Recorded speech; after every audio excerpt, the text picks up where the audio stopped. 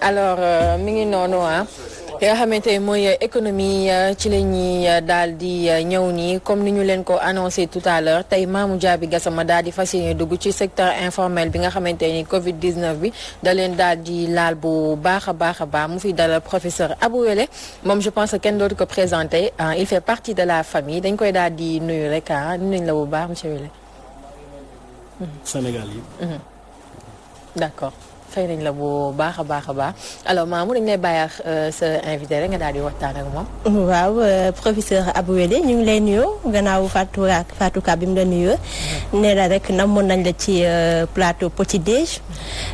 tey nag ñuy fas yéene waxtaanee la nga xamante ne moom mooy secteur informel ak lii di Covid 19 ñu gis ne secteur boobee dafa daal di jànkonteel ay jafe-jafe yu métti ci jamono ji xam naa laataa ñuy xuus ci biir waxtaan su fekkee ne. élément bi yemb na rek kii di Charles René Fall mu daal di ko tegg mooy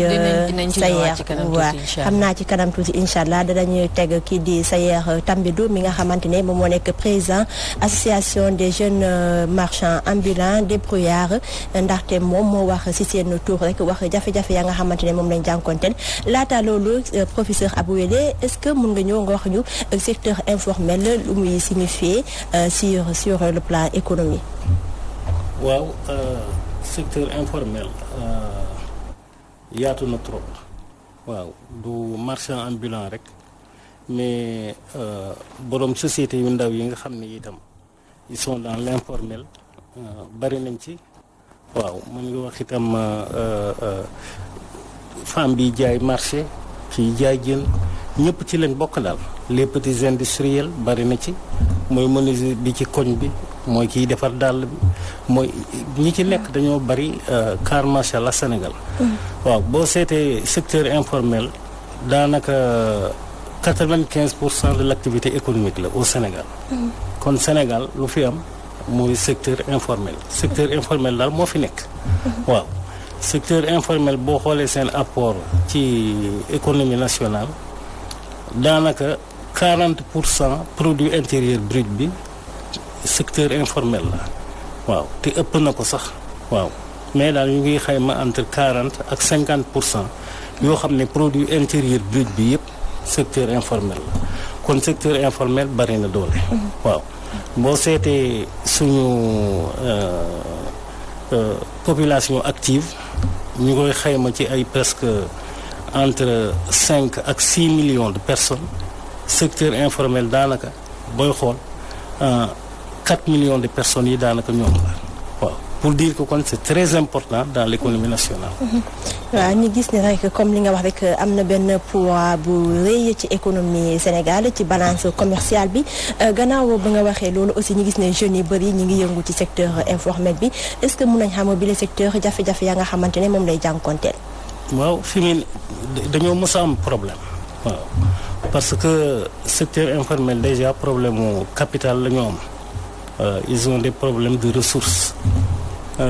daanaka nit mooy économiser xaalisam ñëw taxawal yëfam on peut parler de l'auto-emploi maanaam liggéey amul nit ki xëy ne man bon il faut que ma def dara pour sama bopp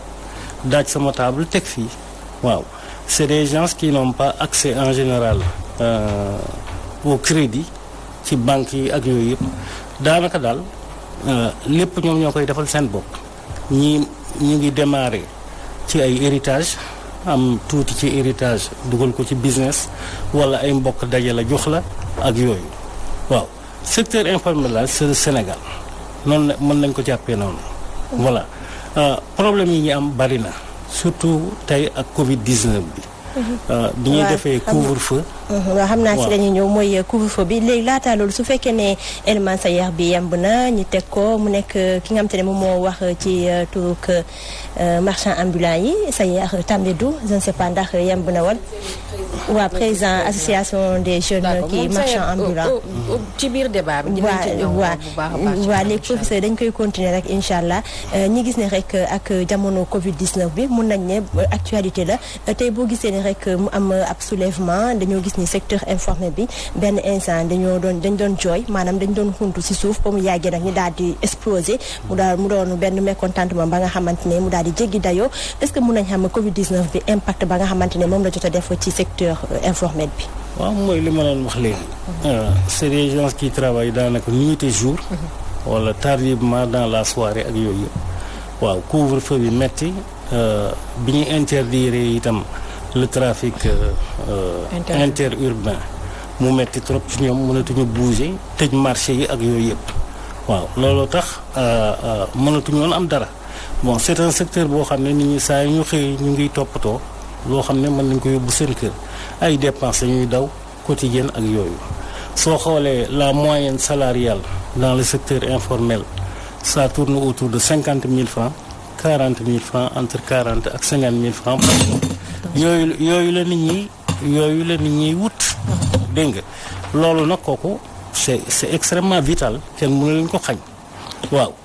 loolu yëpp nag mu ngi jóge ci loo xam ne gouvernement bi ci seen mauvaise façon de faire voilà couvre-feu man defe naa ne maa ko fi njëkk a plaider pour ñu décréter couvre-feu pour ñu décréter état d'urgence waaw j'étais dégguma ko ma ko njëkk a wax en tout cas j'avais plaidé pour tout cela pour lan pour que ñu mën a xam maladie bi fan la nekk su ko defee ñu combattre maladie bi ñun c'était ça notre objectif bi ñu tuddee Covid-19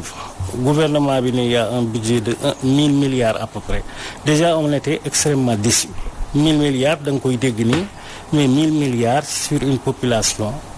sénégalaise bu toll suñu population nga xam ne amuñu dara c'est vraiment des vétiges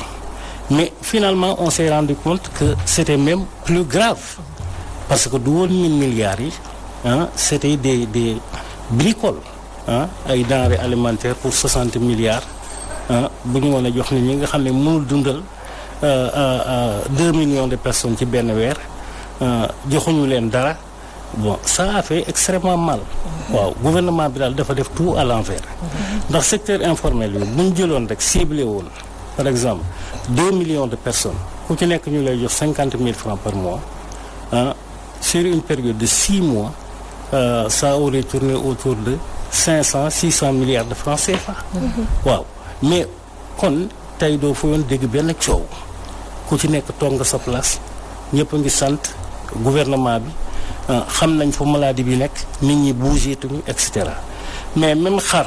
boo koy yeew sa kër il faut nga jox ko lu mu lekk su fekkee amoo loo ko jox saa yoo xëyee da ngay ubbi bunt bi ne ko demal wuti loo lekk waaw on a fait les choses d'une manière extrêmement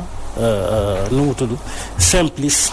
boo xam ne daanaka daal joxuñu leen dara waaw c'est ça le problème waaw lii mooy problème bi nga xam ne fondamentalement moo jàpp secteur informel bi waaw aujourd'hui ubbiwaat nañu yëpp mais ni ñu ko defee mooy lu waay xam ne def waaw bopp sa bopp la maladie est là on ouvre tout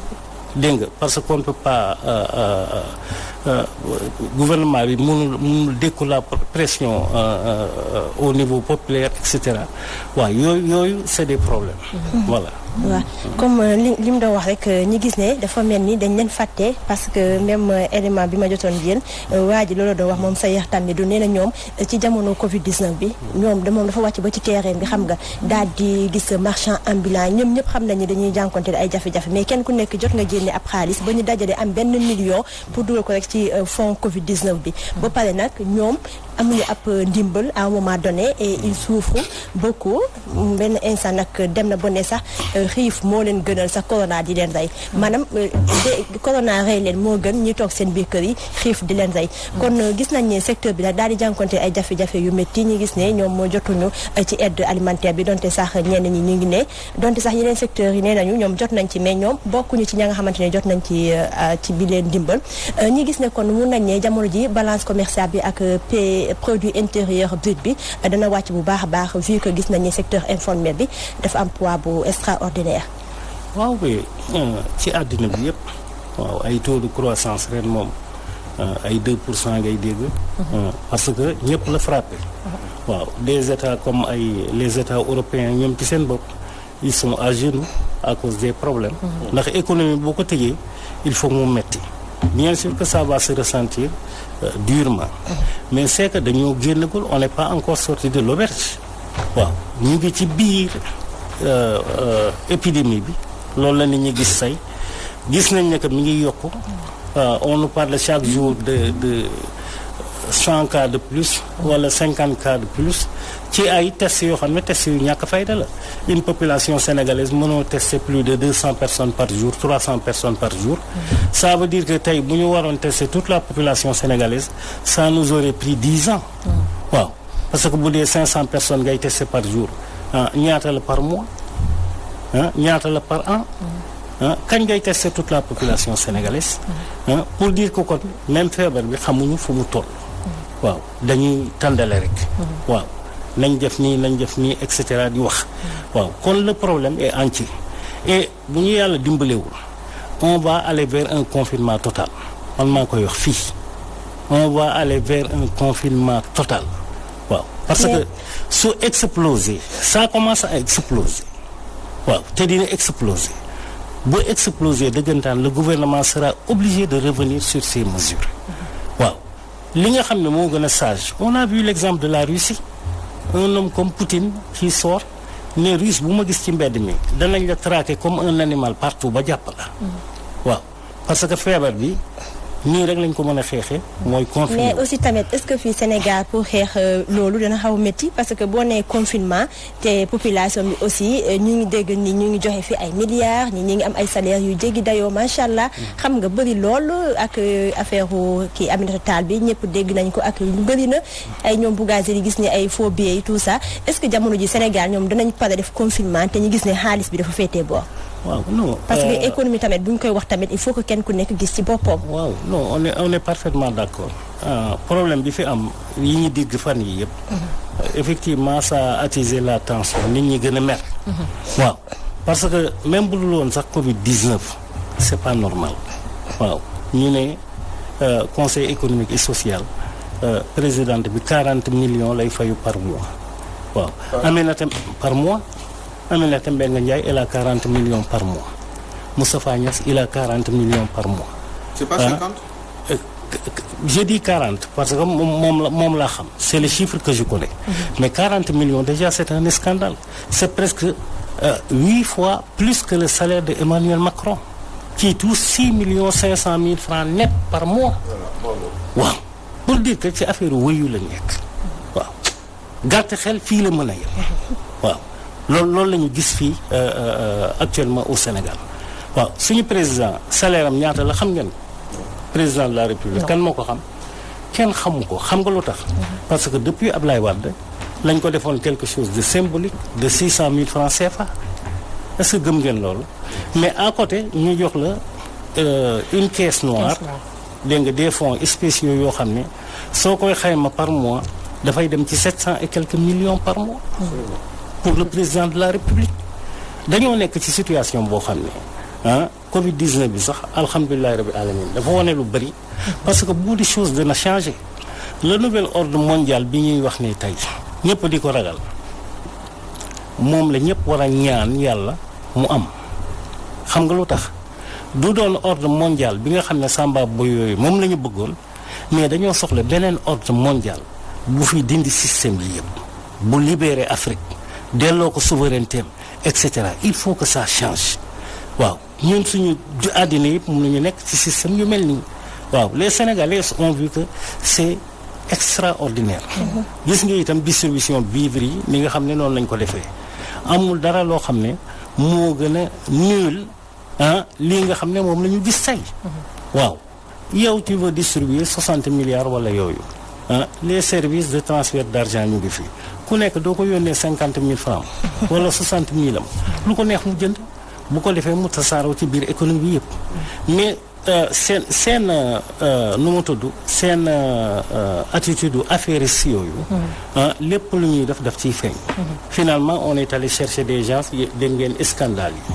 yi diw nangam lañ ko jox diw nangam lañ ko jox mais aujourd'hui il y a un deuxième scandale vivres yi la plupart des vivres ñu ngi leen jàll man ba sama buntu kër ñu ngi fa jàll ceeb depuis 20 jours 25 jours gendarme yaa ngi koy garder waaw loo ciy dégg ne tôt ou tard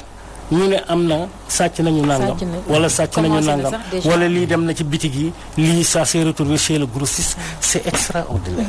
waaw la situation est tellement sérieuse que le gouvernement le président avait la chance avec le Covid-19 de se réconcilier avec le Sénégal waaw lii bu fekkoon def na ko équivalent 800 milliards ñu distribuer ko comme ni ñu ko waxee 2 millions de personnes ciblées leen 50 000 francs par mois kenn du génn te ñëpp ngi koy ñaanal mën nañ ko pendant 6 mois ba xam maladie bi fan la nekk di ko combattre di ko xeex. mais ce qu'ils n'ont pas fait. Professeur ñu gis ne yow nga sa xam-xam màcc loolu ci lépp lu aajo wàllu koom waaye ñu gis ne secteur informel bi aussi dafa bëri ay affaires ay détails daal maanaam réglementé wuñu ko est-ce que mun nañ leen jàppale aussi ak ci fonds Covid-19 bi tamit benn instant parce que dañoo gis ne c'est du bordel à un moment donné. ngeen baal ma ci terme bi. fonds Covid-19 bi kan lañ ko jox am na lu BNDE par exemple di joxe di ko jox les petites et moyennes entreprises dañ lay jox fonds de roulement dégg nga xool sa fonds de roulement pour ay 3-4 mois lebal la ko gis nañ ñu ngi koy def foofu itam bu ma demee lu lëndëm kurus waaw kenn xamul qui a droit et qui n'a pas droit exactement secteur informel bi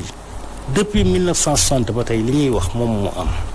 le secteur informel c'est le peuple sénégalais suñ nee 95% de l'économie alors on parle du peuple sénégalais mais ce peuple-là est toujours oublié ci lépp lu ñuy def c'est une gestion élitiste économie de rente la ñu xam économie de rente mooy jël ay avantages di ko distribuer yaa ma neex ku la neex au détriment de la majorité loolu moo fi mës a am dégg nga te mooy continuer beneen régime bu ñëwee itam boo moytu moom ngay gis feek génn ci li nga xam ne moo nekk nii secteur informel organisé ko mooy la mooy dimbale leen ba ñoo am accès à des financements am nañu ay NINEA ak registre de commerce bi contrairement à ce que les gens pensent parce que marchand ambulant bi sax ñefe na ba am registre de commerce am mais registre de commerce te kenn dimbaliwul kenn joxu la dara kenn jéemul seet nag ngay liggéey et cetera tey li dugg ci TER bi ak projet yu ñàkk a fayre yooyu yëpp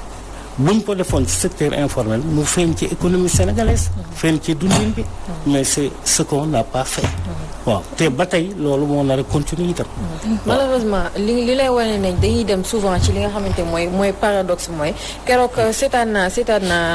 télévision ba tey ci secteur informel bi ci wàllum transport ñoom déjà ñu ngi tere li nga xamante ni mooy ay jakarta wax yu ni mel mais ci li nga xamante ni mooy xaalis bi ñuy jàppale secteur transport bi jakarta yi dañ leen ci sóoraale ne dinañ leen jox tant de millions ba pare ne ñi nga xamante ni ñooy clando yi bokkuñu ci parce que ñoom nekkuñu dans les règles yooyu noonu alors que clando yi ak jakarta yi même chose dañ leen di tere fii nii Sénégal souvent da ngay gis ñu leen di bundu xataat ci tali bi tey yëf yi ñëw ñu dinañ jox jakarta di ñu jox clando professeur loolu naka nga ko jàngate waaw yooyu yëpp loolu laay wax rek toujours booy seet ñi nga xam ne ñooy conseiller président wala régime bi fi nekk ni muy jëlee ay décision yow da ngay laaj ndax ñi ànd nañu ak seen sago waaw secteur informel Sénégal mooy lan mooy quelqu'un qui essaie de survivre waaw parce qu'il n'y a pas d'état il n'a pas vu l'état gisul kenn ku ko dimbali mu xëy yenu ay bagaasam ne xaaral ma wut fu muy koccale pour am lu mu suturloo kon kay ñëpp ci lañ bokk waaw même chauffeur de clando bi ci la bokk waaw te situation bii ñu nekk nii on part d'une situation extraordinaire d'une situation de force majeure nga xam ne nit ñi dañoo war a toog éviter maladie bi am lu ñu lekk am lu ñu naan alors ci nu mu tudd principe boobu tout le monde a droit à l'aide waaw tout le monde ñëpp ci am droit waaw parce que ñëpp la seen affaire arrêté itam waaw ñi nga xam ne soxlawuñu ko mën nañu wax mais majorité des Sénégalais quand même am nañ droit ci aide yi dañ leen ko war a jox secteur informel dañ leen war dimbali gis nga itam bi ñu tëjee yaa beneen activité bu développé wu waaw le secteur informel a commencé à travailler underground comme ni ñu koy waxee waaw mooy oto yooyu di transporter clandestinement nit ñi et cetera parce qu'il le faut survivre waaw aujourd'hui seen situation du changer parce que man du ma jël clando ñu bëri duñ jël clando ñu bëri duñ jël taxi ndax nit ñi ñu ngi ragal feebar bi ba tey. ñu bëri dootuñu jël transport en commun. pour dire que le problème reste entier daanaka waaw c'est pas qu'on a arrangé leur problème taximan yi boo leen gisee ci mbedd bi dañ naan dama yendoo wër ba ngoon 5000 francs sax mënu ma ko am. kon le fait que ñu alléger itam ça n'arrange pas parce que psychologiquement parlant le marché n'est pas là. waaw c'est ce que ça veut dire. alors ces gens ont besoin d'aide aujourd'hui il faut que ñu dimbali leen. voilà. waaw kon xam naa comme li nga wax rek il faut que ñi jàppale leen boobu les secteurs ñu gis ne xaalis bi daal dafa xaw a féete boor dafa mel ni ñi am na ñi si jot waaye tamit ña nga xamante ne ñoom ñoo yelloo ñoom ñoo yuuxu wàllu ngir jot ci koppar gi gisuñu 15 mu doon la nga xamante nag ñëpp di ko ñaawlu comme li nga doon wax rek ak taximaan yi gis nañ ne temps yi ak lii di couvre-feu bi mooy jamono ba nga xamante ne 20 heures lañ doon arrêté amoon na benn taximaan sa jëloon naa ko def interview ak moom mais dem na ba ne ma ñoom dañuy toog li ñu daan am bu njëkk ji léegi sax même moitié bi sax duñ ko am pour des frais pour dire que ñoom li ñuy jànkonteel dafa métti lool muy secteur transport bi muy secteur yi bëri mu doon secteur yaa nga xamante ne tout le temps ñu ngi yuuxu waaye professeur ñi gis ne tamit koppar gi mun nañ ne ci biti lay dem ñun ñu fi nekk ñoom ñoo koy gën a sentir muy impact Covid 19 bi mais ña nga xamante ne peut-être ay étranger la ñu nekk fii ci miim réew ñoom duñ ko sentir noonu. waaw lenn moo la ko yoon Orange bàyyil ma tudd leen Orange crédit bi la nga daan fay moom ngay fay ba tey tu consommes la même chose ils sont en train de faire énormément d'argent waaw ci Covid 19 bi amul benn mesure d'assouplissement wala dara waaw te itam bés bu dëkk bi doon tàkk ñoom ñëpp ñu jël seen i bagages dem xam nga dama koy wax fii ñu ko ñëpp dégg on n'est pas indépendant suñu indépendance ci ay këyit la waaw na ma ñëpp dégg na ma président déglu na ma ministre bu ne déglu na ma les juges déglu je dis qu'on n'est pas indépendant waaw tey boo xoolee li ñuy dégager ci àddina bi yëpp ci ressources presque plus de 10 000 milliards de dollars entre 5 000 et 10 000 milliards de dollars moom le pays européen yi génne di ko dugal ci seeni économie xaalis boobu xam nga lan la këyit simple c'est des écritures pourquoi parce que am nañu latitude dégg nga ak seen monnaie souveraine créer de la monnaie pour régler seeni problèmes ñun amuñu ko waaw ñëpp def nañ ko ba mu des ñun pourquoi parce que amuñu suñu monnaie bopp on dépend de la France bi nga xam ne moo ñu téye ba tey bu fekkoon dañoo am suñu banque centrale dégg nga dañuy joxe ay instructions directement ne créer de la monnaie crédit la waaw jox leen gars yi crédit parce que quand tu donnes de la monnaie nit ñi ca la ñuy dem créer ji richesse tey bu ma la bëggee dimbali pour nga liggéey dama lay jox capital waaw capital boobu c'est la monnaie qu'on crée même qui est fictive nga dem liggéey yi transformer ko en richesse mu doon richesse pour le pays. ñun amuñu sax loolu. waaw laaj bi mujj rek ndaxte temps bi moo xooj autant pour moi tey yow ban solution nga mën a indi ci secteur informel bi ci jamono Covid 19 bi ñu tënk ko waxtu bi daf ñoo xooj. waaw ne état bi dem wuti xaalis na wut xaalis jox ko le secteur informel amul dara leneen. du benn ak 1000 milliards. mais 1000 milliards xam nga 1000 milliards. nu mu tudd wax dëgg neex yàlla. boo jàngul économie 1000 milliards boo ko déggee ñu koy wax ci dëkk. dafay rëy ci sa bët. mais c'est 3 fois 0. déggoo man la bi ma njëkkee dégg 1000 milliards moi j'étais déçu. waaw ma ne fii on va droit au mur. on a besoin en tout cas pour le secteur informel. mooy 2 millions de personnes yooyu mooy tudd te léegi sax da nga koy yokk boole ci le secteur non agricole xawma le secteur agricole les pêcheurs le mareyeur ak ñooñu yëpp nga xam ne daanaka ci informel rek la ñu nekk au moins dégg nga de 600-700 milliards bu mu leen di joxee dara pendant ce temps-là te loolu mën nañ koo am ci biir àddina bi c'est possible parce que tey bu ñu ko laajee ñu jox ñu ko il y a des voies pour le faire mais on a vu qu'ils ont d'autres priorités yu dul yooyu loolu la ñu gis waaw moo tax ma ne problème bi ñu fi wax nii du yàgg tuuti nga woote waat fi dégg nga ne kaay ñoo xaat ci problème bi parce que le problème reste entier. Voilà. Alors je pense que waxtaan bi am na solo lool et que leer na nañ secteur informel bi il est temps que ñu daal di leen a bàyyi xel bu baax parce que li ñuy participer économiquement ci réew mi dafa am solo bu baax a baax a baax ba tax na ñoom seen secteur bu tàggatee mbee rek di nga réew mi ñëpp dinañ ko sentir bu baax a baax ñu ngi koy jaajëfal bu baax a baax moom professeur Abou Wele ci disponibilité am heure bu ñu ko soxlaa mu ñëw maamu yow aussi ñu remercier la bàyyi la nga daal di tàggo te bu baax a baax Aliou Sow